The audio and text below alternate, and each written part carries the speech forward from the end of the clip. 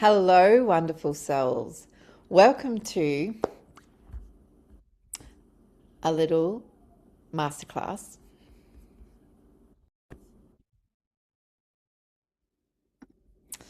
Welcome, wonderful souls, to how to stop repeating the same patterns. Well done for actually coming in, investing in yourself, and having the courage to have a look around and see how you can actually move forward. So this is a masterclass in how to stop repeating the same patterns, even when you know better. So have you ever noticed you can read the books, you can listen to all the podcasts, you can do the mindset work, and still somehow end up in the same emotional reality? Things like being the same relationship dynamics, bit of a loop going on, having the same money stresses week by week, month by month, year by year, looping, having that same self-sabotage happen, that inner voice always talking, the same things every time you get up in the morning, what you say to yourself keeps looping, that self-sabotage. The same fear just before you're going to get that visibility in your life, like putting yourself out there in some way, taking that next leap, taking that next step. The same fear coming up for you. The same overthinking happening. You do it in the same way. You go to start something and then there's all this overthinking that happens. The same loop. The same pulling back right before there's this big expansion in your life. You know that the expansion is going to happen. It's just there and you go, nah. You pull yourself back and you go all the way back to the beginning or way back further, so it's going to take a lot longer to get there. And most people think that they have a mindset problem, but they actually have a pattern problem. So why these patterns actually happen is because your patterns, things happening in repeat, on pattern, looping, are your unconscious identity loops. Meaning, what does this mean? It means that your nervous system, your emotional conditioning, your subconscious identity will always pull you back toward what feels familiar. And this is where we can even talk about the comfort zone, because it should really be called the familiar zone, because it's quite comfortable in there, yes, but we've got to get uncomfortable enough in there to move towards something that we're really wanting. And rather, we stay with what's familiar because we know it, it's safe. So when we're always pulled back towards what feels familiar, even if it hurts us, like inside, because most people are always trying to change their behavior without actually changing their identity. And identity, of course, it always wins. So if we look at a simple framework, which is the pattern loop, we get this trigger, something happens externally, and then we have this automatic emotional response, which usually comes up instantaneously, like fear or shame or overthinking or people pleasing, and then over-explaining. And then the next part that happens is we have this default protective behavior that pops up as well just after the automatic emotional response. And we either pull back, or we just self-sabotage at that moment, or we lurch into control, or we overgive, over-explain, or we just simply avoid it, like it wasn't even there. And this makes the same result appear, and your reality just repeats. So it goes through 1, trigger; 2, your automatic emotional response; 3, your default protective behavior to keep you safe, and then it becoming the same result. So your life keeps recycling because your identity keeps recycling. So your life, it just keeps on recycling through that pattern loop because your identity keeps recycling. It's like that bike, being on a bike, a recycling happening. Being a bike that's in one position, not going anywhere, of course. So the real reason that you can't change is because familiarity feels safer than freedom, because freedom is on the edge of that comfort zone. It's out there. It's past that comfort zone. It's past the familiar zone. So familiarity feels safer than freedom. And people stay in chaos, and they stay in scarcity, and they stay, which is keeping yourself small, and they stay in overthinking, which is repeat, and they stay in these emotional loops. One, because they value them, but because the nervous system has memorized it so well. Even when they consciously, here in the prefrontal cortex, they consciously want change. I just want to change this. Of course, this is straight out of the 5D thinking and embodiment work that I do. The body always moves towards what feels safe and known. It's this protectiveness that's going on. Your nervous system would rather repeat pain it actually understands than risk becoming someone unfamiliar or doing something unfamiliar. But your nervous system, it rather is to repeat the pain, keep on going through it because it understands it, it knows it, it's got the skills, it has the know-how, it's got an end result that it knows it's going to get to, which somehow involves in some sort of safety, than it rather risking and becoming something it doesn't know. So that's someone who is going to be unfamiliar to them. So if we learn about looping, all the things that are going on inside our mind and what that equates to, we need to do a small exercise. So what I'd like you to do is what we call a bit of an identity journaling. And this is about all the loops that are going on in regards to your identity. So at the top of the page, if you haven't already got a pen and paper, now's the time to go and get one. Or if you like to type it on your computer, who do you become when the pattern takes over? So when you're in a situation and you trigger it, you get the trigger. So you get information, which is data, and something just happens externally in your world. Someone said something to you, for example.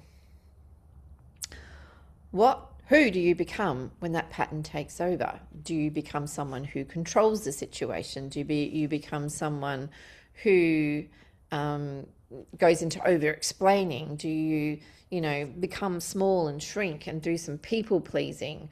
Do you avoid the situation and get the hell out of there? Do you basically even avoid it by going, I just didn't hear that, and move on? Or do you sink inside yourself with shame and beat yourself up with that negative self-talk and do some self-sabotaging? So what and who do you become when the pattern takes over? What is the identity that you're actually taking on when that pattern takes over? And list all of that. List all of who you become when you're presented with that pattern that takes place in our life. You go into control mode. Do you, what is it that you do? And list all those sorts of things. And the next question, make sure you pause and write everything down, get everything out.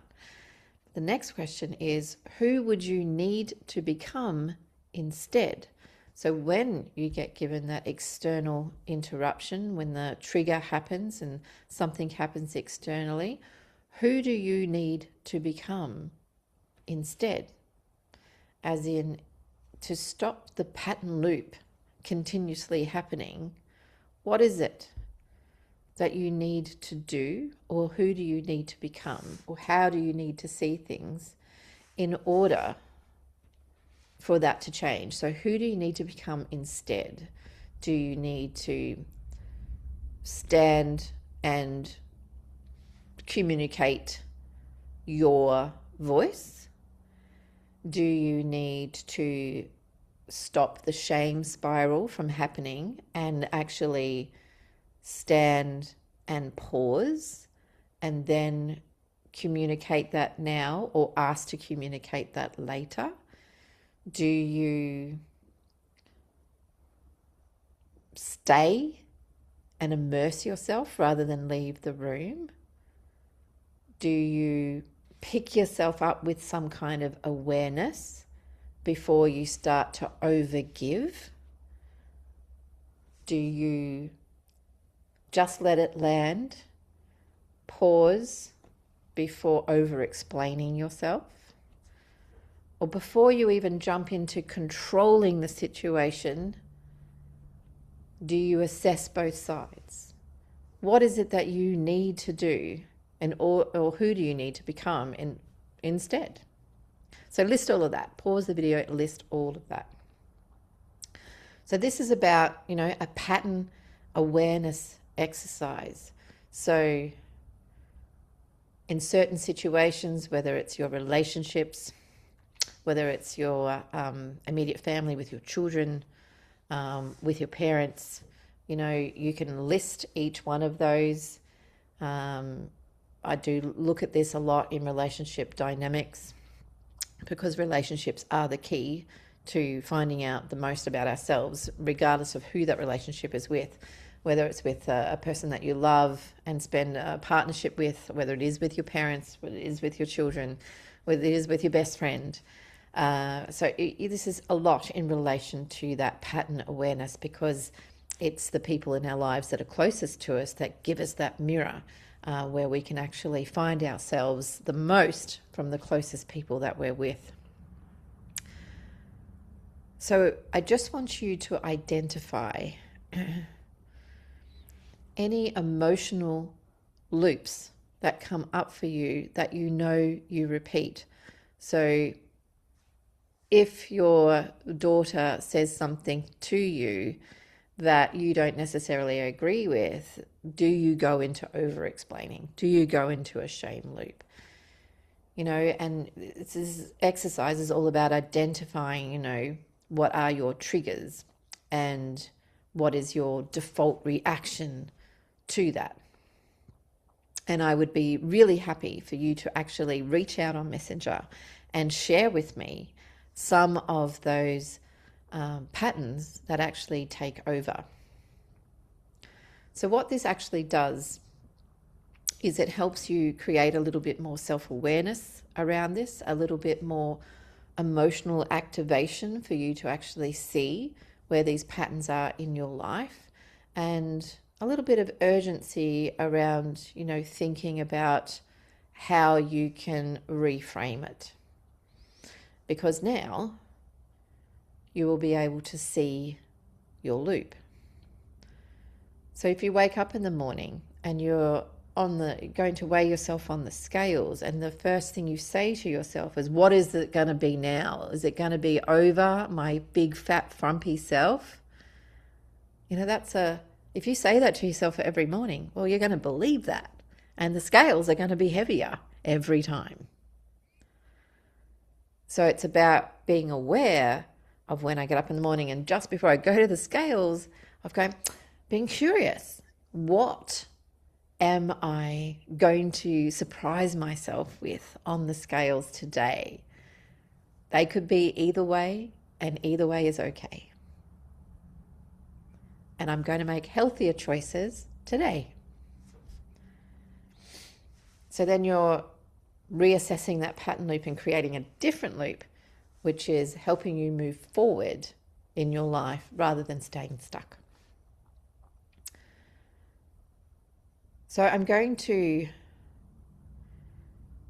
take a little bit of information from the book, and that book is The Woman Who Chose Aliveness, Love That Awakens the Body.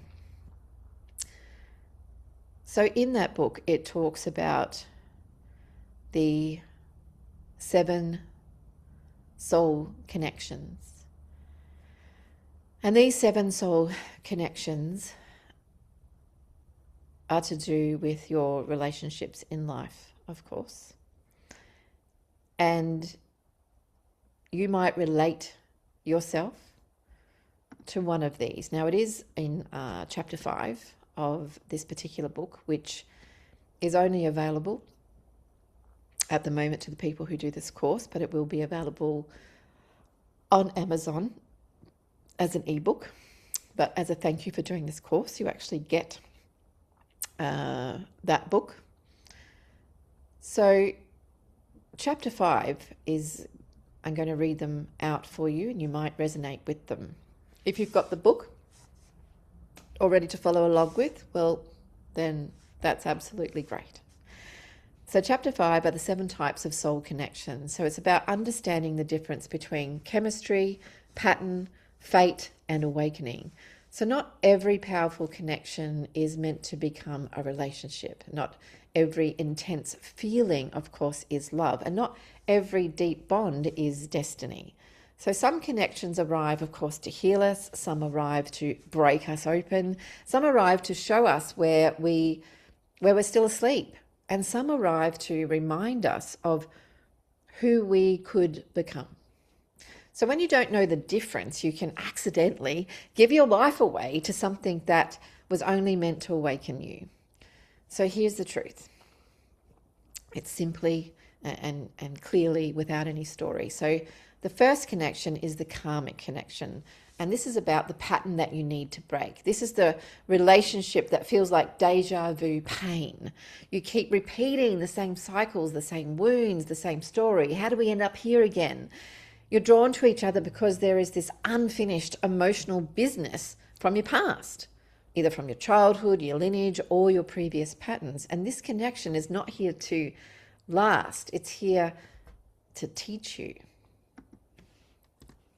So the lesson is that in this karmic connection this is where I abandon myself. This is the learning. This is the lessons within this relationship to learn. And I'm learning not to abandon myself anymore. So if you get to that, when you're in a karmic connection relationship, if you get to that part where you are learning not to self-abandon yourself anymore, then you're growing in that relationship. So number 2 is the trauma bond. So this is about this intensity that happens and is mistaken for love. So this one feels explosive and addictive and overwhelming. It's the connection where your nervous system is dysregulated by unpredictability, and your brain mistakes the rush for passion. So there are extreme highs and extreme lows in this relationship. The pull is so strong, but the foundation is really unstable. This is not love. This is your attachment wound trying to resolve itself through someone who cannot meet you. And the lesson here in this relationship is safety is not boring, peace is not lacking, and I deserve consistency. So it's about you deserving consistency and not all of this dramatic scenes where safety can just be safe. Because sometimes in those relationships you get to safe and it can feel boring because it's like, ugh, there's no up and down going on. And that peace is not lacking because you've never felt peace. It's always been doing this up and down process. And then you have number 3, which is the companion soul. So this is comfortable, and it's like comfort and compatibility and stability. So this is genuine love. It's the genuine love, the one that feels like home in a quiet way, where you've got shared values and you've got shared pace and shared rhythm. There's no fireworks and there's no collapse. It's just steadiness. This connection is emotionally safe, though it may not ignite your deepest aliveness. So the lesson in this one is that security matters. However, so does the soul. So if you're not questioning and igniting yourself and getting this aliveness while you're in this companion soul, this is what it is here to teach you, is that security is great and it does matter, but so does your soul. So get out there and get that aliveness within that companion soul relationship. And number 4 is your soul mirror. They show you who you are and who you are not. So this person reflects your patterns, your fears, your gifts, your blind spots with startling clarity. You don't meet them to merge, you meet them to see yourself. The relationship may feel intense, not because of trauma, but because the truth is so close. And the lesson in this relationship is what I see in them is what I am ready to see in myself. And that's the lesson to be learning when you find yourself in that relationship. And then you have number 5, which is the parallel flame. So it's about you both have the same frequency. You're just on different life paths. So the connection is rare and you think in similar ways. You feel the world in a similar depth. Your values, your curiosity, and your inner evolution just align. However, your external lives are unfolding along different arcs. So you're in different locations. You've got different commitments that you have to do. You've got different timings, different time zones, different timings in your life. And of course, responsibilities. And there is a recognition, because it just feels like it's been ancient and it's just familiar and it's unexplainable. It doesn't feel chaotic in any way. It just feels true. And you don't want to own them. You want to experience life alongside them when the timelines actually align. So this love is actually quite expansive. It makes you bigger and not smaller. So the lesson in this is that connection does not require possession, because a lot of times when we don't have the thing that we're feeling we're so connected to, we want to possess it and have more of it. So it's about learning that connection does not require that possession, that it can just be. And then you have number 6, which is the twin flame. The story you create that feels like destiny. So this one, of course, is very important because it's often confused with what you have. So twin flame fantasies says, they are my missing half. We are destined to be together. Our love is a cosmic prophecy. In reality, that's usually attachment plus longing plus spiritual justification. It pulls you into waiting instead of living. So this twin flame is because you're like, oh, this is the person, and you're just this waiting, this wanting. The lesson, I do not need to create a myth to give meaning to love. So it doesn't have to be this all cosmic thing for it to be love. The truth of it is enough. And then number 7 is the gateway soul. It's not here to stay, but it's here to open the door. I'm sure we've had many of these people in our life, because this is the person who awakens your aliveness, your creativity, your hunger for more, your sense of possibility, your future self. They don't complete you. They remind you of yourself. Their purpose is not to become your forever. Their purpose is to reignite your life. And the lesson, the spark inside is mine. The flame inside is mine. And I carry myself forward, not them.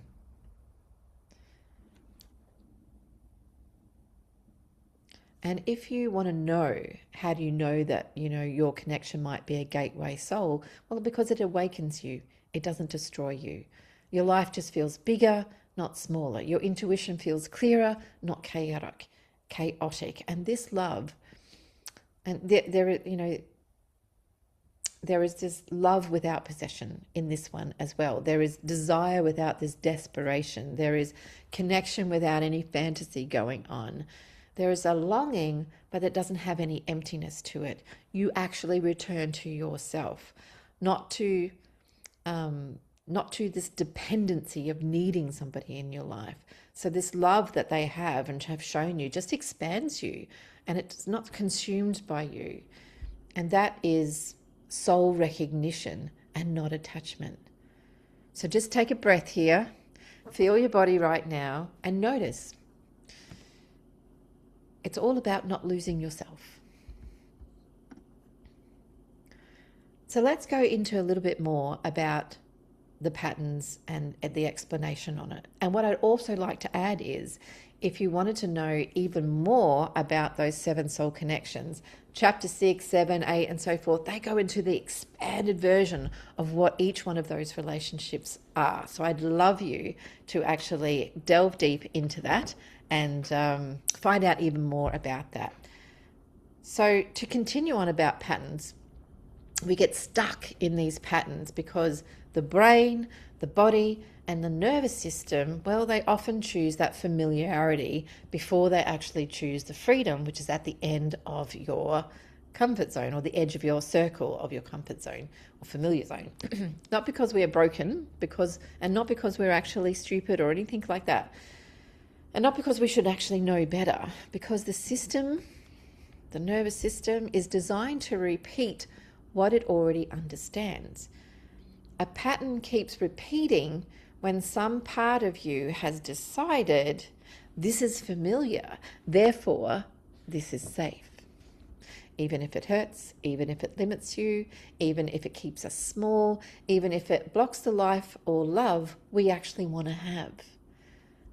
That is why people can know the truth intellectually, I know what I've got to do, and still keep choosing the same emotional loop. But I'm just going to stay over here and not do anything about it. So they do not repeat the pattern because they want pain. They repeat it because the pattern gives them something their nervous system already recognizes. So it actually might give them certainty. It's a certain result that they're going to get. They know the outcome. It might give them an identity.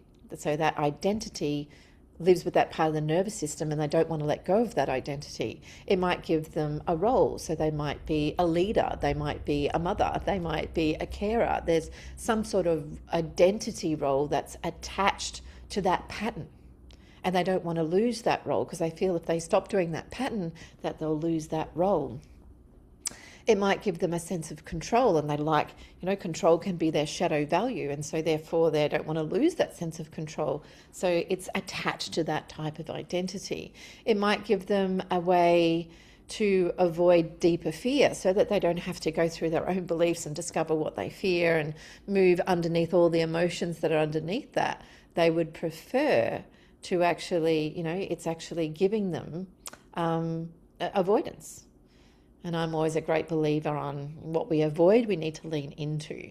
And it also might give them proof of an old belief. So there's this evidence that keeps coming up. See, told you so. If you go and do that, see, told you so. That's what's going to happen. See, it's giving them evidence by staying in that pattern of an old belief.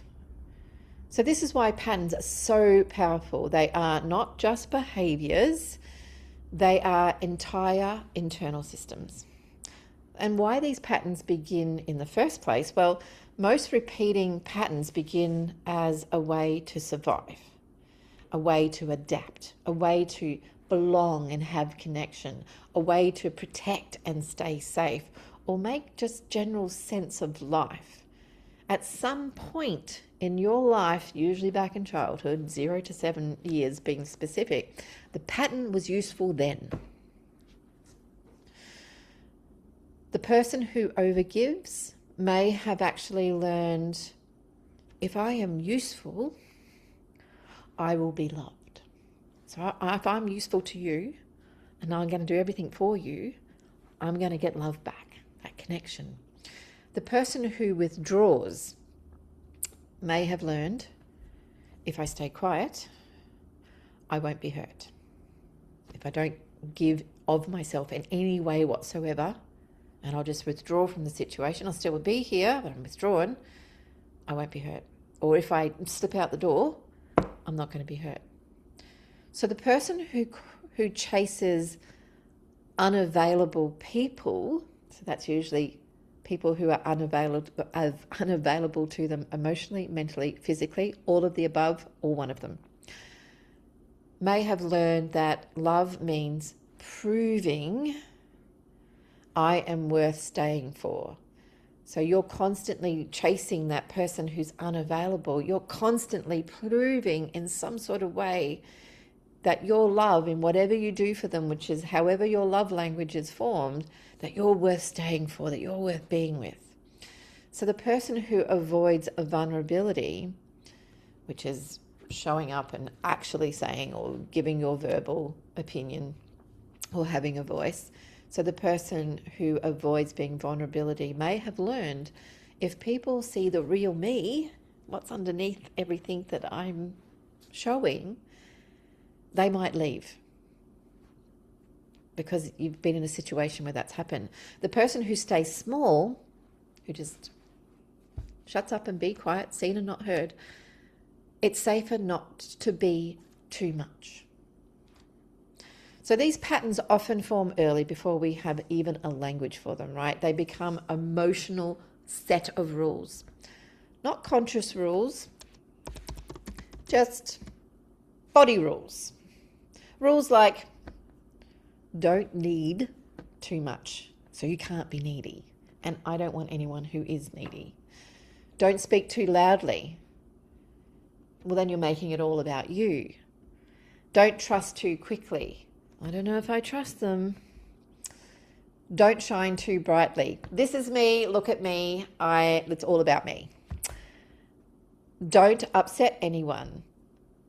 I don't want to say this because it might upset you. Don't leave first. Remain. Don't check out. And that means even checking out mentally, emotionally, and physically. Don't be abandoned. So you don't want anyone leaving, and you don't want to leave someone, so you'll remain staying there even though you don't want to. So you don't want to abandon anyone, and you don't want to be abandoned. And don't be rejected. So you're not going to do anything or say anything that it's going to have some form of rejection that you've actually got to face. So then adulthood, of course, comes in, and the outside world completely changes, because you're adulting now. But the internal rule book stays the same from when you learnt it all the way back then. So we think we are choosing freely, but often we are choosing from that old survival map that we already created, which told us, don't need too much, don't trust too quickly. So why do we keep repeating them?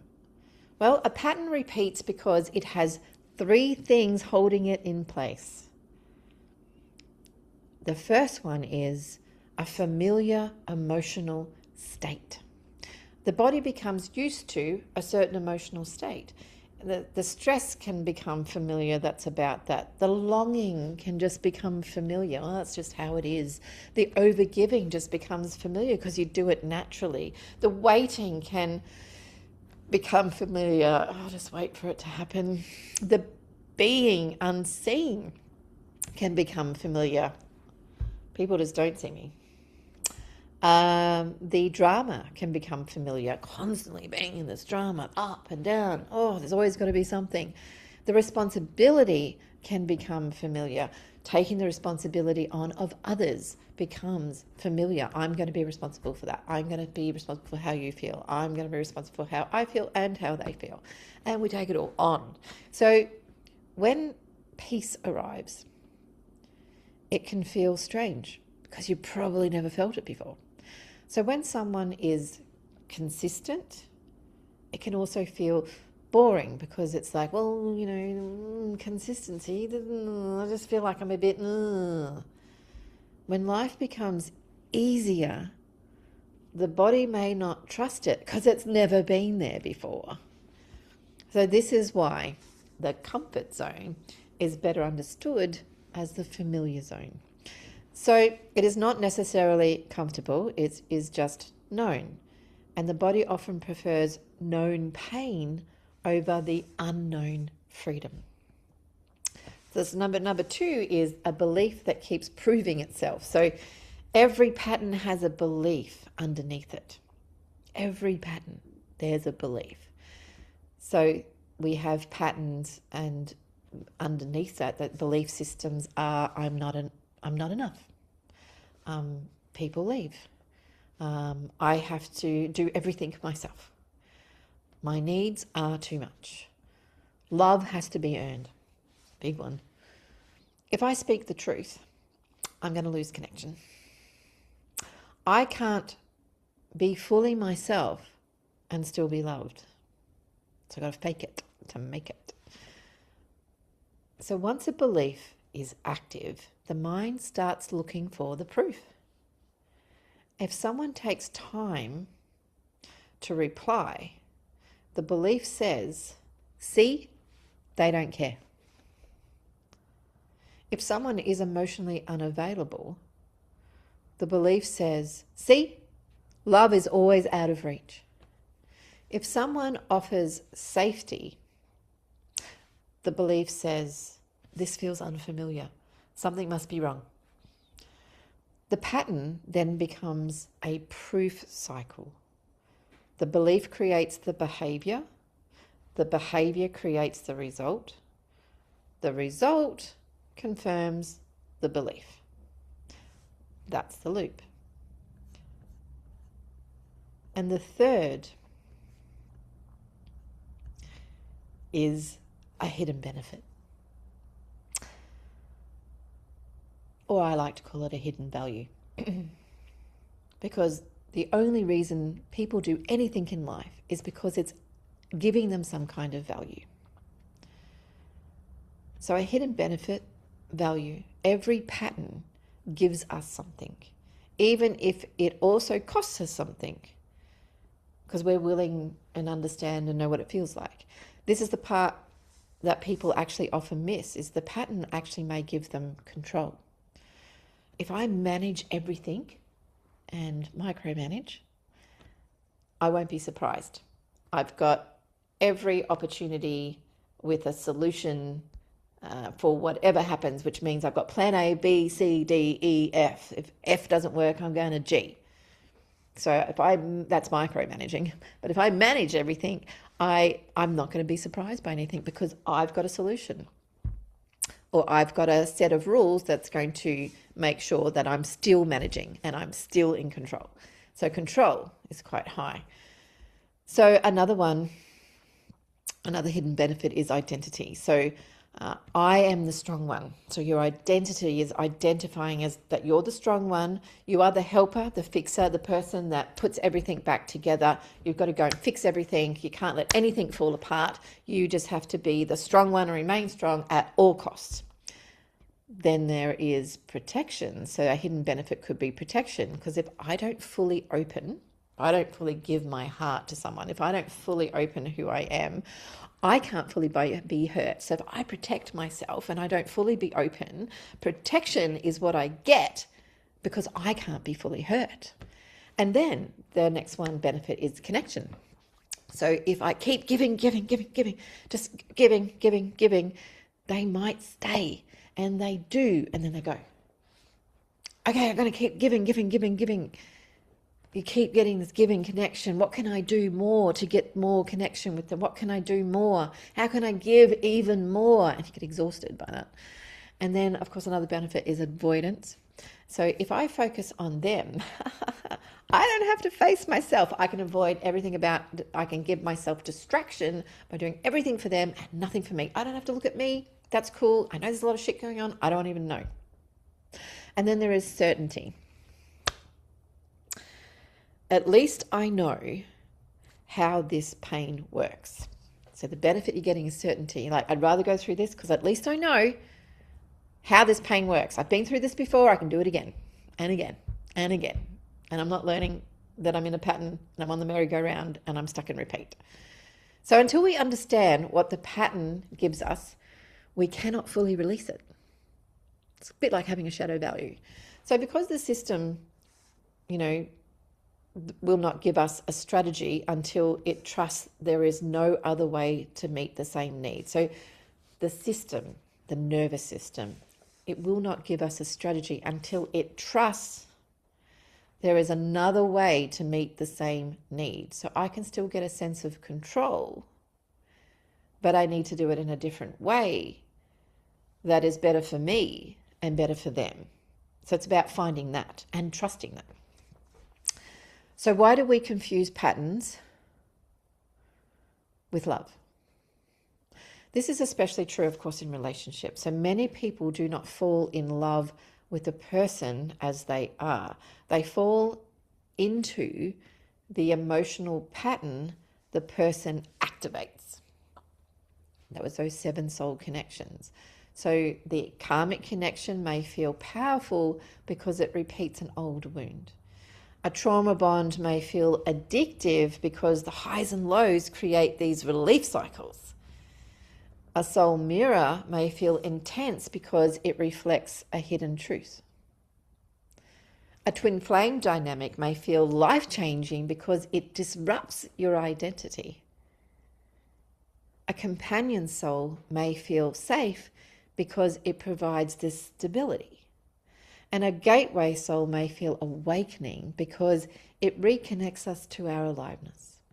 So the danger is when we do not know which is which. We might call a trauma bond passion. We might call a karmic loop unfinished love. We might call a soul mirror destiny. We might call a gateway soul the person I need. We might call a companion soul not enough, when really the issue is our own under expression. And this is why discernment matters.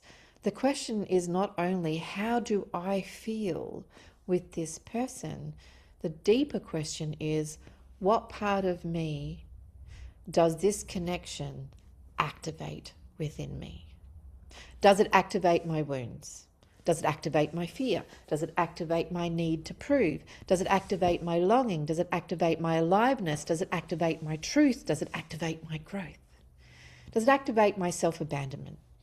That answer tells us what the connection is teaching. So why we stay even when we know better.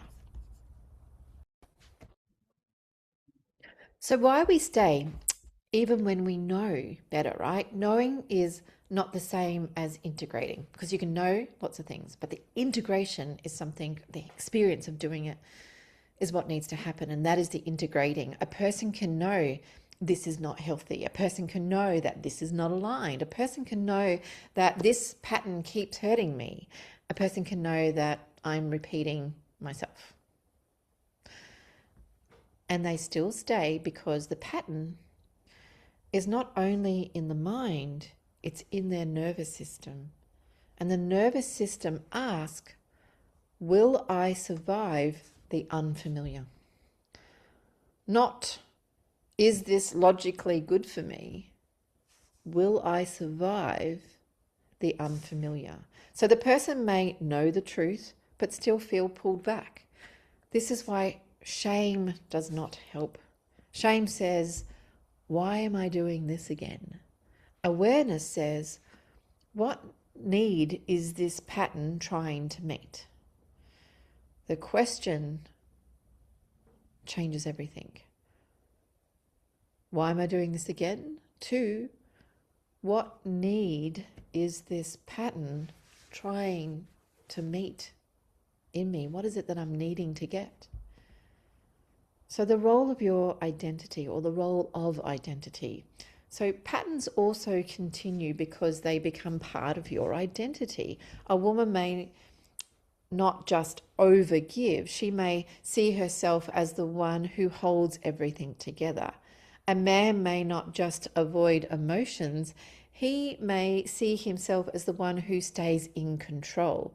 Someone may not just stay quiet, they may see themselves as easygoing. Someone may not just people please, they may see themselves as kind.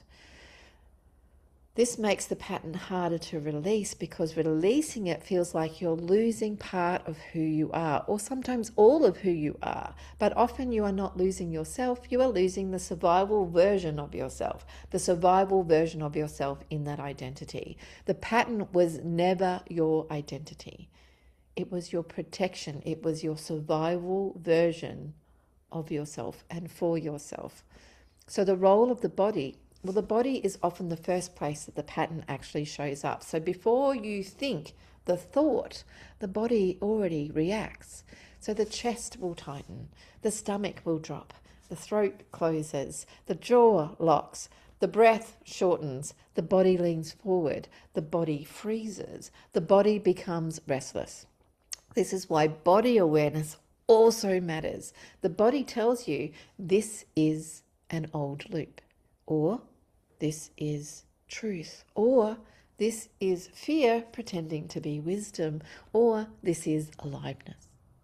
Patterns lose power when you can feel them before acting from them, and that is the moment of choice. Patterns lose their power when you feel them before acting from them, and that is having awareness turned on. That is the moment of choice. So why the pattern feels like it's meant to be. Repetition can feel like destiny. When something keeps returning, the mind says, this must mean something. I've seen it again. I'm doing it again. This is happening again. This must mean something. And maybe it does. But it may not mean this person is meant to stay. It may mean this lesson is not integrated yet, especially when it's on loop. A repeating pattern is not always a sign to continue.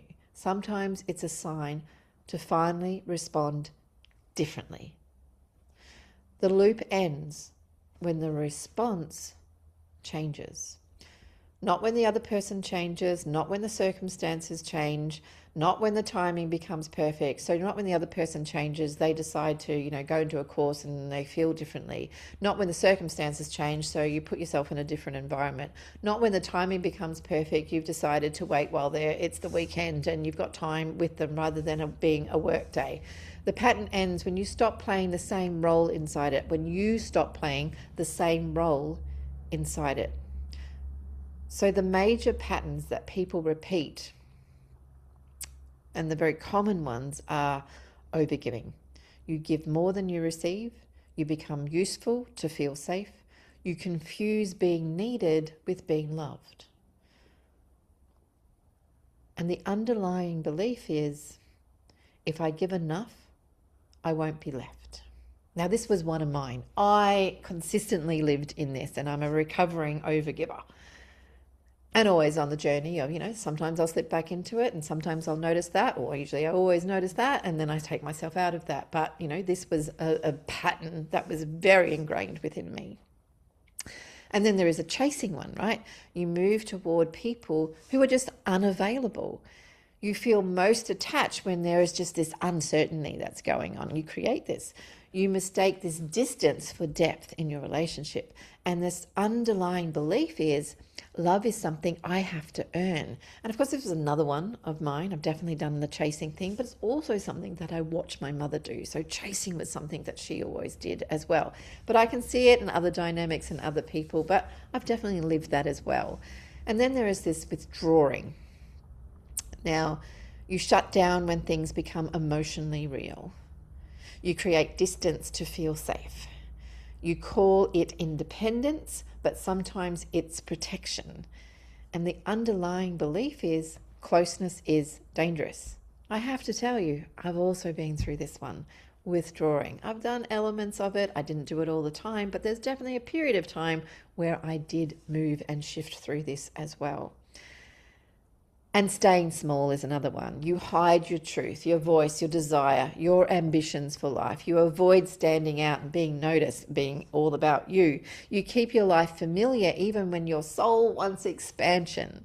And the underlying belief here is, if I become fully me, I might lose the belonging that I've got over here. And I have to say, I definitely was playing this one for quite some time in my life until I wasn't playing that in my life. And sometimes every now and then it comes through, so I'm still recovering. I'm not still recovering. I am a recovering of that. And I notice, if it's definitely happening. So then there is choosing safety over aliveness. So you stay in what is stable, known, and approved. You suppress the part of you that wants more expression. You tell yourself you should be grateful, so you silence the truth. Your underlying belief is wanting more means I am wrong or selfish. Repeating emotional unavailability.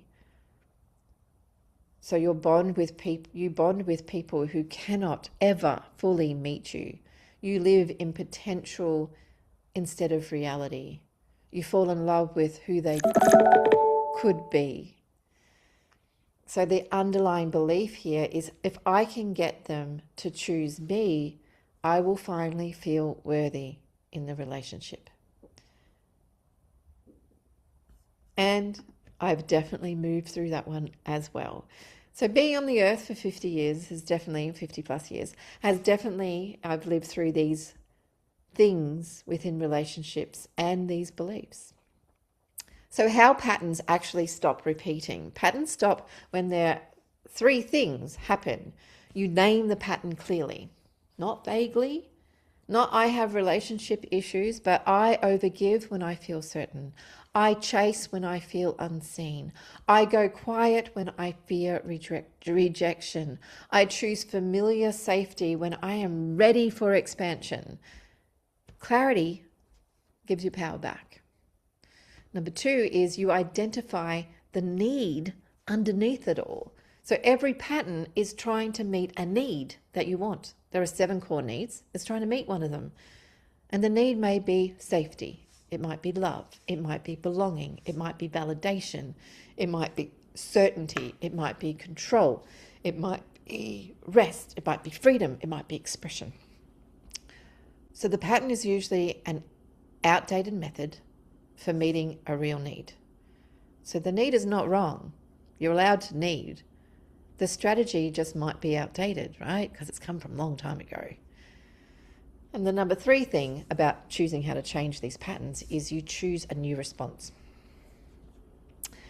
And this is the true pattern interrupt. Not just understanding, not just journaling about it, not just talking, a new action. Because action creates confidence, creates clarity. So examples are, instead of overgiving, pause and ask for what you need first, not what they need. Instead of chasing, just let the silence reveal the truth. So instead of chasing after what that meant or what they said, what did they mean when they said that, or an action that they did, just let the silence reveal the truth, because people are always giving clues all of the time. They're always dropping clues about what's going on. So instead of withdrawing yourself, speak one honest sentence at a time. Just one. Just pick one. Instead of staying small, take one visible action where you are visible taking that action. So someone actually, can see you doing it. It's visible to them or a lot of people, but you take one visible action that you're not staying small anymore. Instead of waiting for someone else, choose your own aliveness today. Instead of thinking that you've got to wait for someone else before you do something, choose your own aliveness today about what you want to do. So the body learns through this repetition. You become different by doing something different. Why it takes time? Well, patterns do not disappear because we understand them once. They soften through consistent new evidence. Every time you choose differently, you teach your system, we survived the unfamiliar. We can be honest and still stay safe. We can be visible and still belong. We can desire more and still be good. We can love without abandoning ourselves. And that is how the new identity forms. And this brings up a memory of when I needed to have a voice, remain in my truth, and have that one sentence that I needed to say in an argument that may have happened for unknown reasons, I decided to stick my feet on the ground, 2 feet, and actually say what I wanted to say that I had never said before and wanted to say for probably 10 years. And I finally said, no, I'm doing this, or I'm in this too, or I believe this. It had a lot of things in it with a lot of those strong, emotional, but I also stood my ground.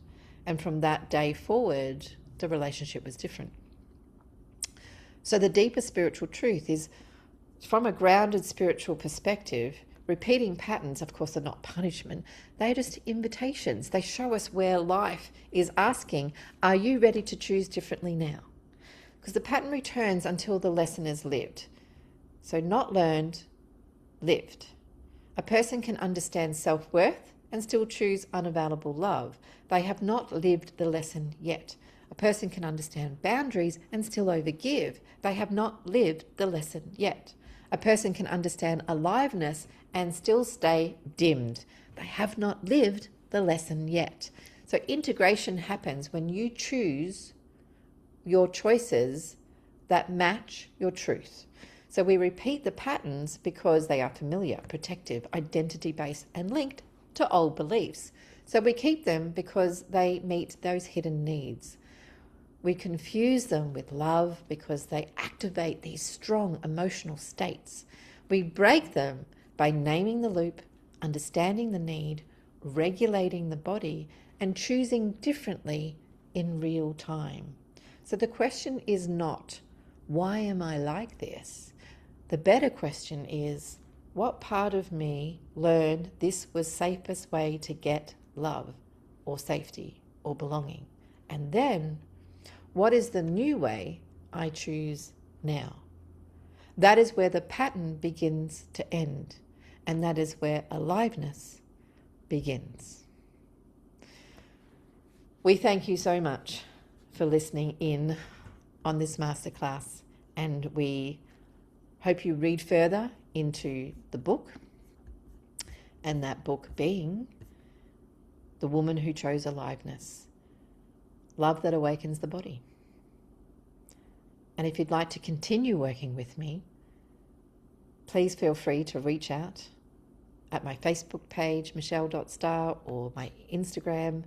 There's also a LinkedIn one in there as well. And of course, there is my EVOL-Ve Wellness website. Until next time, love and light.